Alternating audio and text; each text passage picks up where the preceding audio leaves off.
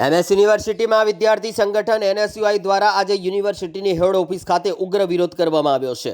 વિશ્વવિખ્યાત વડોદરાની મહારાજા સયાજીરાવ યુનિવર્સિટીની હેડ ઓફિસ ખાતે આજે વિદ્યાર્થી સંગઠન એનએસયુઆઈના પ્રમુખ અમર વાઘેલાની આગેવાની હેઠળ વિદ્યાર્થી કાર્યકર્તાઓ પહોંચ્યા હતા યુનિવર્સિટીની હેડ ઓફિસ ખાતે, જ્યાં આઈ કાર્ડ નહીં મળતા આઈ કાર્ડ ચેકિંગ કરવા સહિતના પ્રશ્નને લઈને ઉગ્ર રજૂઆત કરવામાં આવી છે। એનએસયુઆઈ વિદ્યાર્થી સંગઠનના આગેવાનો દ્વારા વીસી ઓફિસ તાળાબંધીનો કાર્યક્રમ કરવામાં આવ્યો હતો, જો કે પહેલેથી જ પોલીસ બાધા બની હતી।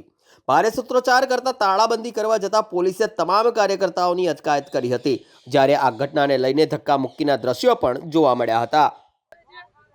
જે રીતે એનએસયુઆઈ જે છે તે હર હંમેશ વિદ્યાર્થીઓ માટે કામ કરતો હોય છે, વિદ્યાર્થીઓના હિતોના પ્રશ્નો માટે અવાજ ઉઠાવતી રહ્યું છે, અને આ એનએસયુઆઈને જે છે આજ દિન સુધી કોઈ એવું થયું નથી કે કોઈ તાકાત એવી બની નથી જે કે એનએસયુઆઈને વિદ્યાર્થીઓ માટે અવાજ ઉઠાવવાથી રોકી શકે।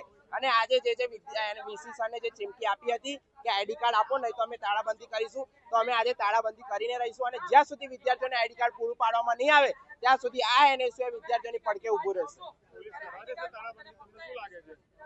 અમે જે છે વિદ્યાર્થીઓ માટે લડત લડતા આવ્યા છે, અને અમે વિદ્યાર્થીઓ માટે જે પણ અમે કીધું છે તે અમે કરીશું, અને આનાથી પણ ઉગ્ર રજૂઆત કરવાની થશે તો અમે કરીશું।